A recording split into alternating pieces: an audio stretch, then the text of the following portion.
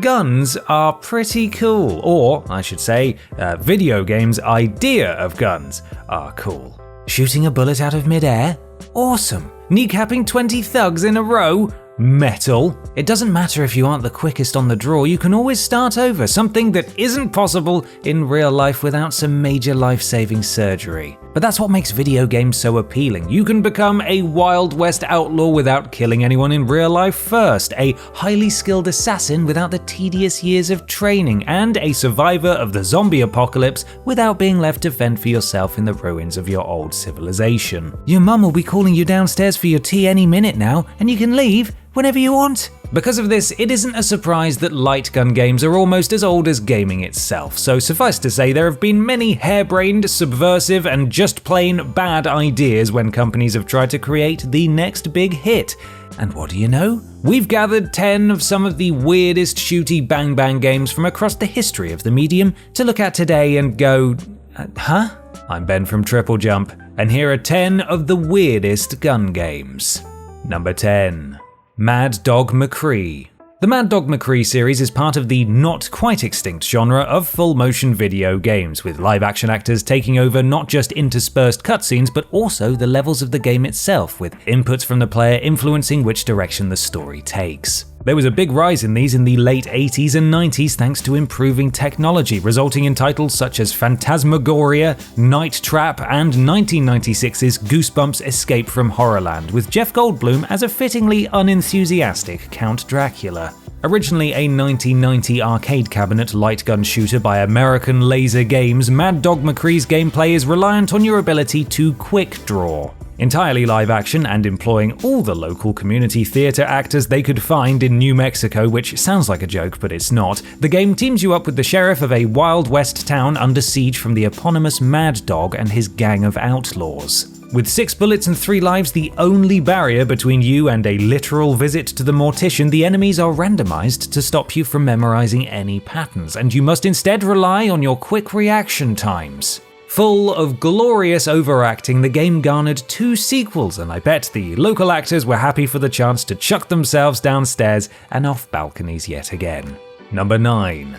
Let's Go Jungle, Lost on the Island of Spice. With one of the most needlessly long titles ever given to a video game, Let's Go Jungle! Lost on the Island of Spice takes a leaf out of the book of those knockoff animated films your nan picked up at the supermarket, with its rubbery textures, bizarre animations, and less than stellar voice acting. The game follows Ben and Nora, whom Wikipedia charitably dub a dysfunctional couple, although Ben is so obnoxious it's surprising Nora didn't ditch him to be eaten by spiders ages ago, and sees them try and escape from the heart of a fictional Asian jungle island inhabited by swarms of gigantic insects driven crazy by a mysterious fungus. Another on-rails light gun shooter, each player takes control of one of the 2 guns attached to the arcade cabinet, with your teamwork being measured on your ability to fight back the swarms and remain in sync during quick-time events. There's no way to die during the game, with your health bar never degrading below 1%, although there is a good and bad ending depending on your ability to defeat the final boss, with the game's bad ending allowing the fungus to infect the rest of the planet, making it basically an unofficial prequel to The Last of Us. Number 8. Iron Maiden Ed Hunter. While most successful bands have a greatest hits album, and video games involving bands often include many of those same hits, it isn't often that the 2 intertwine simultaneously, but that is Iron Maiden for you. Ed Hunter was Iron Maiden's 16th album and 2nd greatest hits album, and had 3 CDs. The first was the actual album, a collection of favourite songs as chosen by the fans, and the second, the installation program for a game, with the 3rd disc being the actual game data. The game itself is, surprise surprise, an on-rails shooter that takes you on a mission to save Iron Maiden's mascot Eddie from what I would say is the worst psychiatric hospital I've ever seen, but considering the caliber of video game mental hospitals, it's probably not even in the top 30. Once breaking him out, you then follow the fugitive Eddie through the fires of hell, a graveyard, an ancient Egyptian tomb, and a department store, with each level and cutscene based on the band's past album covers. Out of all the horrific imagery in the game, the scariest thing of all is the apparent confirmation that the thing that drags you to hell sounds like Mr. Blobby. Number 7. Baby Boomer. Not only is the eponymous baby boomer a reckless and lawless infant that is happy to stroll through the park and the very pits of hell without so much as a by your leave, but he is also an illegal baby. Yeah, an unlicensed Zapper game for the NES released in 1989, Baby Boomer is one of the many games not officially licensed by Nintendo that used altered cartridge designs, voltage spikes, and other techniques to bypass the system lockout chip in the NES console specifically put there to stop them. Rather than picking up the AWOL infant and taking him back home, you instead act as the baby's personal entourage, shooting the rats, spiders, skeletons, ghosts, and lit fuses of dynamite that are all determined to kill him as he takes his ill-advised jaunt. You also have to create safe walkways to stop the poor child from plummeting into a bottomless chasm or a pit of lava, and also collect enough milk to keep his energy bar up, just in case you forgot how demanding caring for a baby actually is. While the game ends on a cliffhanger teasing a follow-up, developer Color Dreams now makes Christian-themed games under the new name Wisdom Tree, so I doubt that a sequel will ever happen, not unless Boomer ends up secretly being Jesus. Number 6. P.O.'d.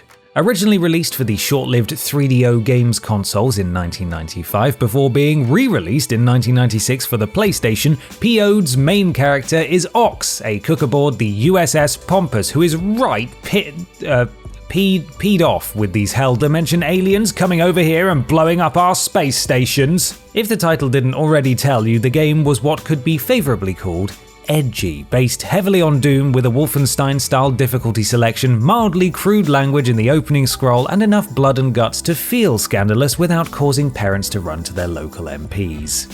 The monsters ranged from blobs, gun turrets, Splicer-esque women with guns for hands, bats, red mouths on legs, apparently called Ralph, and oh, Jesus Christ! These things are unsurprisingly named buttheads by the old, passively sexist official website. And call me Ron Seal, but it does exactly what it says on the tin. It is a bottom on legs. Although I don't really know what bottoms the developers have seen, because when viewed to the side, it looks like it should probably go and see a doctor. Number 5. Nerf and Strike. As I mentioned way back in the introduction of this video, the appeal of video games is the lack of real-world consequences to your actions, meaning that the majority of shoot-'em-up games love to put in as much blood and guts as possible. Nerf products exist for a very similar reason. People, especially little kids, love to run around and shoot their mates without any resulting death or permanent mental or emotional trauma. But do you know what we really needed? The ability to do that virtually. Now, I don't want to play the boomer here, and I'm not talking about the baby, but sometimes people really do just need to go outside, especially considering that the cost of a Wii console and the game itself could probably buy you a whole arsenal of real-life Nerf guns. But maybe you wanted to check out their full range of products before you shoot your friends in the crotch or yourself in the eye. The game itself is once again an on-rails shooter released by Hasbro for the Wii in 2008, and in the most badass looking military locations possible puts you through your paces in order to join the elite strikers, facing off against robots, turrets, and fellow children in order to become the best nerfer on the planet. And yes, that is a noun. Number 4. Mystic Midway, Rest in Pieces. A 1992 MS-DOS and CDI horror game, Mystic Midway Rest in Pieces is a shoot-'em-up game hosted by the totally unsuspiciously named Dr. Darth, who wants to trap your soul for all eternity and who looks like if Beetlejuice was played by Robbie Coltrane. The Mystic Midway itself is a bizarre, otherworldly carnival with a shooting gallery of skeletons, maces, axes, gravestones, skulls, bugs, and skulls in hats, interspersed with arguably funny commentary by FMV footage of Dr. Darth, who makes light of how bad you are at playing the game if you don't get enough points to progress. It's a quite simple game that you can play if your self-esteem is feeling a bit unsquashed lately, or if you have a thing for having a large, middle-aged man laughing at how pathetic your life is. Its sequel, Phantom Express, did mix things up a bit, a literal on-rails shooter that carts you through your previous existence on a roller coaster track, shooting at representations of the worst part of your life, like baby food, homework, medication, marriage, false teeth, and in case you wanted a midlife crisis back in 1993. Number 3. SCUD, the Disposable Assassin. SCUD, the Disposable Assassin, the third title to use a colon in this list and probably the most deserving of it, was a shooter released for the Sega Saturn in 1997 by Segasoft and Cyrox Developments.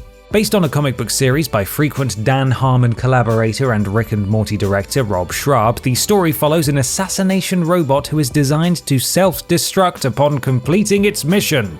Only SCUD doesn't want to, so after disarming his original target so that he never actually completes his original assignment, he continues on as a freelance mercenary. Instead of being purely one or the other, the game actually gives you the option between playing a run-and-gun side-scroller or a light-gun shooter, choosing whether to play using the Saturn's gamepad or the single or dual-wielded light gun controllers. Both versions are pretty much the same in terms of level design, with the gamepad having a controllable SCUD to platform through the level, while the purely light gun mode is an on-rail shooter, guiding you through the stages with more focus on precision and aiming when shooting enemies. The idea of a character literally created to perform a single task before terminating itself is an interesting one. In fact, it seems strangely familiar.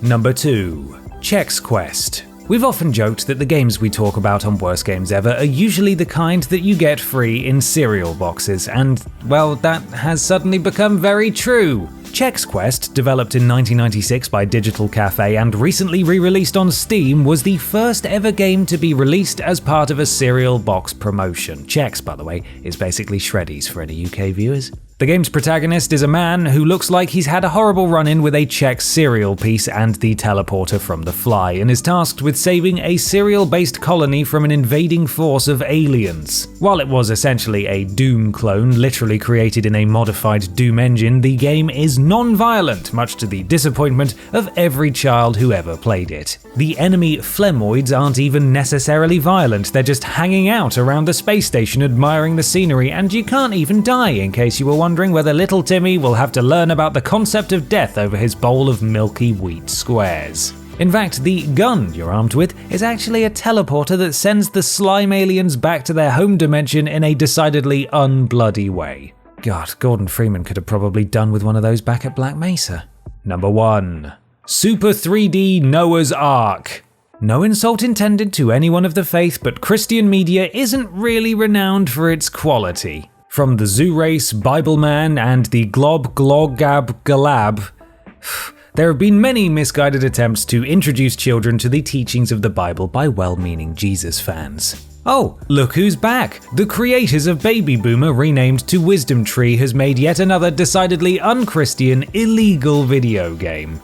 Based on the Wolfenstein 3D engine, it was originally conceived as a tie-in game for the Hellraiser movies, because Pinhead secretly really wants you to join your local Salvation Army, apparently, before it was redesigned to fit a Christian theme once the license expired. Noah really bit off more than he can chew here, though, because his ark is apparently completely overrun with animals. Rather than a gun, you're armed with a slingshot and a load of fruit. Feeding the animals, charging you throughout the levels to kill, send them to sleep. He's also very bad at maths, considering that there's way more than 2 of every animal. You had one job, Noah. God is not going to be happy once he realizes he's been left with 50 goats and no sheep. What's he supposed to shepherd now? As you can probably tell by looking at it, the game was not very good.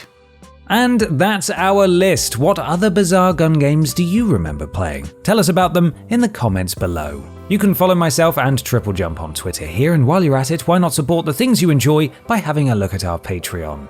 Finally, don't forget to like the video, share it with your friends, and subscribe to the channel. I'm Ben from TripleJump, and thanks for watching.